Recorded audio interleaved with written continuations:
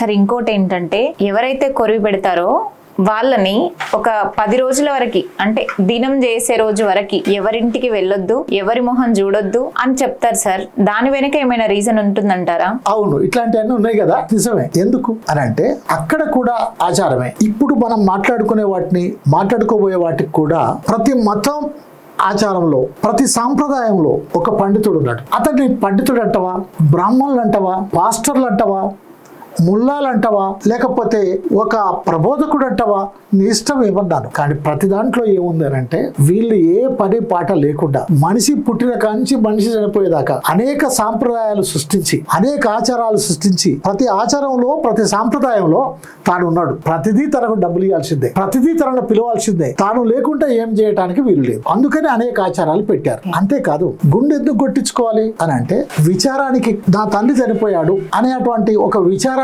తెలియజేయటం కోసం. కానీ తండ్రి బతుకున్నప్పుడు బుక్కడు బోబెట్టకుండా, తండ్రి బతుకున్నప్పుడు తీసుకుపోయి అనాథాశ్రమాలు లేసి, తండ్రి బతుకున్నప్పుడు తిని తాగి తండ్రిని తన్ని కొట్టి తిట్టి ఆస్తంతా గుంజుకొని సర్వ సుఖాలు అనుభవించినప్పుడు మోక్షం లేదు, విచారం లేదు. గుండు కొట్టించుకుంటే మాత్రం విచారం పేరుతో జరుగుతున్న అపచారం తప్ప విచారం ఏమీ లేదు. అలాగే మీరు అడిగారు 10 రోజులు, 9 రోజులు, 11 రోజులు సూతకం పాటిస్తారు, బయటికి రారు, ఎవరిని ముట్టుకోవద్దు అని. అంటే ఏంటంటే వాస్తవానికి ఒక వ్యక్తి చనిపోయినప్పుడు ఆ వ్యక్తితోటి కొంత బ్యాక్టీరియా ఉంటుంది, కొన్ని లక్షల కోట్ల బ్యాక్టీరియాలు ఉంటాయి. ఆ బ్యాక్టీరియా వల్ల ఆ వ్యక్తి ఉన్న ఇల్లు గాని, ఆ వ్యక్తి పెట్టే ప్రాంతం గాని, ఆ వ్యక్తి ధరించినటువంటి బట్టలు గాని, ఆ వ్యక్తి వాడినటువంటి వస్తువులు గాని, ఇవన్నిటికి కూడా అలాంటి సూక్ష్మ జీవులు అంటుంటాయి. ఇప్పుడు మొన్న మనం చూసాం కరోనా, అందరం ముక్కులు మూతులు పోసుకున్నాం. ఎందుకు? అదేదో పాడు వైరస్ అట.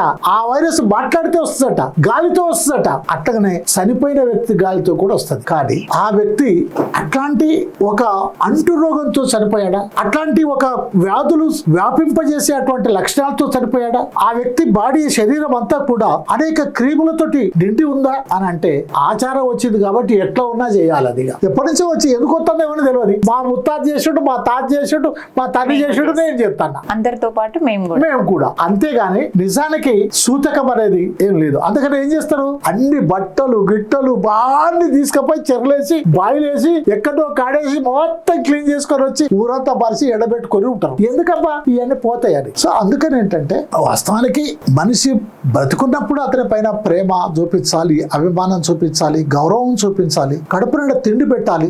నిన్ను కన్నందుకు, పెంచినందుకు, పెద్ద చేసినందుకు వాళ్ళకు నిన్ను ఎంత అపరూపంగా చూసుకున్నారో నీవు కూడా నీ తల్లిదండ్రులను అంత అపరూపంగా చూసుకోవాలి. కానీ చనిపోయిన తర్వాత గుండు కొట్టించుకోవటం, సూతకం పాటించడం, బయటకు రావద్దనటం మాత్రమే కాదు. పుడితే ఎట్లా తాగుతారో సత్య కూడా గట్లే తాగుతారు. చనిపోయిన రోజు చూడాలిగా. చనిపోయిన కానించి ఆ సూతకం అయిపోయేదాకా ఆ చనిపోయిన కుటుంబంలో తాగుడే తాగుడు. తేకపోతే ఏమనుకుంటున్నారని వచ్చిన ప్రతి చుట్టం ఏదో ఒక బాటిల్ పట్టుకోవచ్చు. ఒకడు తెల్లది తెస్తే, ఒకడు నల్లది తెస్తాడు. ఆయన తాగుతో తాగడాన్ని ఒకడు కూల్ డ్రింక్ తెస్తాడు. వాళ్ళ స్తోమతలను బట్టి తెస్తాడు. ఏంది ఆ బాధ? సరే, ఇంకొకటి ఏంటంటే 3వ రోజు 5వ రోజు అని చేస్తుంటారు కదా. ఆ రోజులలో చనిపోయిన వ్యక్తికి పిండం పెడతారు. దాంతో పాటు వాళ్ళకు నచ్చిన వస్తువుల, లేకపోతే తినుబండారాల, లేకపోతే కళ్ళు అని, అదని ఇదని చేస్తూ ఉంటారు. దాని వెనుక ఏముంది సార్? ఇంకో విషయం మర్చిపోయారు మీరు. ఈ మధ్య ఒక సినిమా వచ్చింది, బలగం. కాకి ముట్టకపోతే జాలిగా. అబ్బో కాకితోనే సినిమా అంతా నడిచింది సార్ కదా.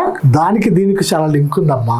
ఏముందంటే యాక్చువల్ గా చనిపోయిన వ్యక్తి బ్రతుకున్నప్పుడు ఆయన కోరుకున్నటువంటి వస్తువులు పెడతారో పెట్టరో నాకు తెలియదు. ఆయన కోరుకున్నటువంటి తిండి ఇస్తారో ఏరో నాకు తెలియదు. ఆయన యొక్క అలవాట్లను వాళ్ళు తీరుస్తారో తీరో నాకు తెలియదు. చచ్చిపోయిన తర్వాత మాత్రం ఇక చూసుకో, ఎన్ని చేయాలో అన్ని చేసి చూసినావా, మా కుటుంబం ఎంత చేస్తే ఆయన కోసం అని చూపిస్తారు.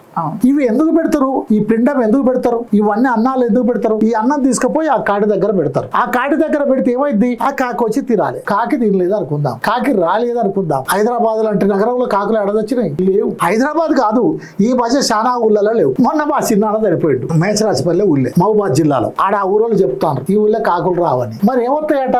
గోరింకలు వస్తాయట. అంటే మనిషి అడ్జస్ట్ అయిపోతాడు, గోరింకలు వస్తాయట. కానీ అది పాటించే వాళ్ళ ధర్మం ఏం చెప్పింది? కాకే ముట్టాలి. ఎట్లా మరి? కాకి లేదా, కాకి రాదా?